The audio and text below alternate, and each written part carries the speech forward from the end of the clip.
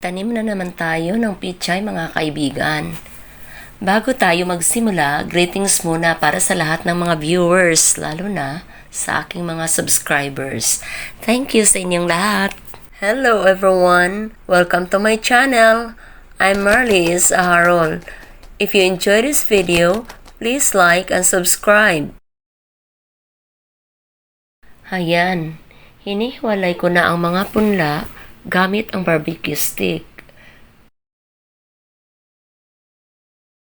At inilipat ko ang mga ito dyan pa rin sa paso. Wala kasi tayong ibang lugar na angkop taniman. So kung kayo ay nagbabalak ding magtanim ng pichay, kahit limited lang yung space niyo sa bahay, pwede pa rin magtanim sa container o sa paso, tulad ng ginawa ko. Hahanap na lang kayo ng location na maaaring paglagyan ng iyong mga paso.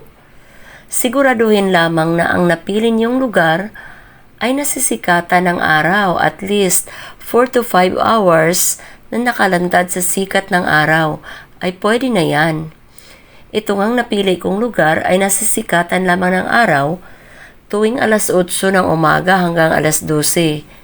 Paglampas ng tanghali, malilim na sa bandang yan. Tapos ko na nga pala na i-transplant ang mga punla ng pichay. Hayan, diniligan ko na ng bahagya at dahan-dahan.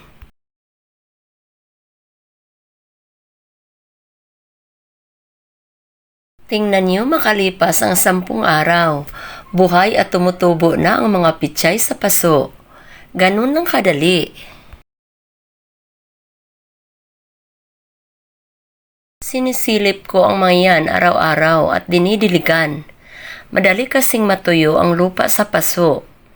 Dinidiligan ko rin ng pinakugasan ng bigas ang mga tanim kong pichay o di kaya'y pinakugasan ng isda. Talagang sa organic na paraan ang pagpapatubo ko sa kanila. Kasi pansariling konsumo lang ang mga tanim kong yan. Kaya nga tayo nagtanim para makaiwas sa mga gulay sa palengke na tadtad sa kemikal. Nakatutuwang pagmasdan ang mga tanim kong pichay, pantanggal ng stress at nakaka-relax. Mabilis talagang tumubo ang mga tanim na pichay, kaya gusto kong magtanim nito kasi ilang linggo lang, maaari ka nang mag-umpisang mag-harvest habang sila'y lumalaki. Gaya niyan, pag ganyan nakalaki yung mga dahon nila, maaari nang anihin yan habang sila'y lumalaki. Ganyan ang ginagawa ko. Hindi ko na hinihintay na lumaki silang lahat bago mag-harvest kasi hindi naman namin kayang ubusin ang lahat ng yan kapag na-harvest na. Kung napapansin niyo, nagpapatubo na naman ako ng mga buto ng pichay habang inuumpisahan ko na ang pag-harvest para may pamalit at maging tuloy-tuloy ang pag-harvest. 3 araw na simula nung itinanim ko ang mga yan.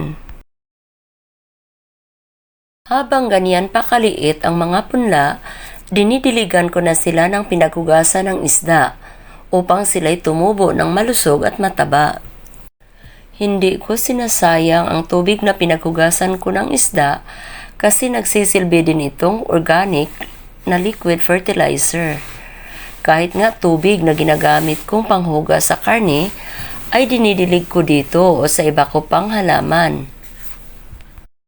Dahan-dahan lang sa pagdilig kasi madaling natutumba ang mga punla kapag ganyan pa kaliit.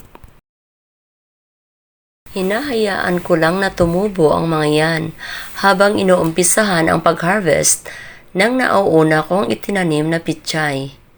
Tingnan niyo kung gaano sila kalusog. Malinis at makikintab ang kanilang mga dahon. Buti na lang wala pang kulisap na dumadapo sa kanila. Ayan, sinimulan ko na ang pag-harvest. Minsan 2 o 3 piraso lang ang hina-harvest ko kapag ako'y nagluluto ng gulay o di kaya'y nagluluto ako ng nilagang karne ng baka. Ganyan pa sila kalaki, 19 days after transplanting. Tamang-tama lang pag ganyan kalaki. Ayaw ko din naman kasi ng sobrang malalaki ang dahon kasi nakakasawang tingnan. Kung napapansin nyo, malalapad ang kanilang mga dahon. Pag ganyan kasi kalayo ang distansya ng bawat puno, malalapad ang kanilang mga dahon. Pero kung gusto nyong medyo pahaba ang mga dahon, itanim ang mga punla ng malapit sa isa't isa. Diba? Ilang araw lang ang hinintay natin. May pitsay na agad tayo. Walang kapagod-pagod. Napakadaling gawin. Kahit sino, may experience man wala, kayang-kaya itong gawin. Pag-harvest nga pala ng pitsay sa paso, kailangang gupitin o hiwain ang puno gamit ang gunting o kutsilyo. Huwag itong bunutin kasama ang ugat kasi madadamay ang mga katabi nitong pitsay. Kasi nga, nasa paso sila at yung mga ugat nila ay nagkabuhol-buhol na. Dinidiligan ko na naman ang pinagugasan ng karni ang mga punla habang sila'y lumalaki.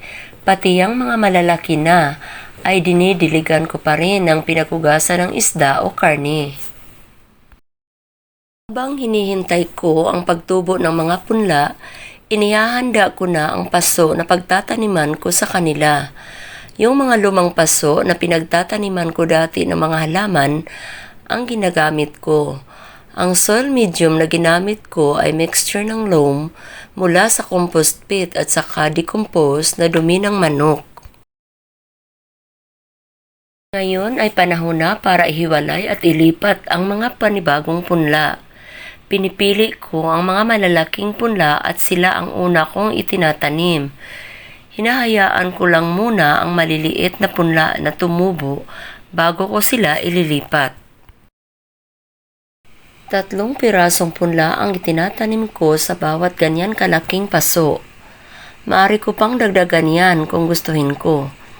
Ayon nga sa sinabi ko kanina, kung gusto mong maging pahaba ang dahon ng mga pitsay paglaki, maaaring dagdagan ang bilang ng mga punla sa bawat paso. Pagkatapos maitanim ang mga punla ay dinidiligan ko na ang mga ito. Dahan-dahan lang sa pagdilig at muling itayo ang mga punla kapag natumba ang mga ito. Habang tayo'y nag-harvest, meron na tayong hinihintay na kapalit. At hayan, dinagdagan ko pa ang mga paso at pinagtaniman ko rin ang mga ito ng pitsay. Magsasawa na talaga tayo ng pitsay nito. Di bali nang magsawa kaysa wala. Harvest na naman tayo ng pitsay. O diba? Nakailang harvest na tayo.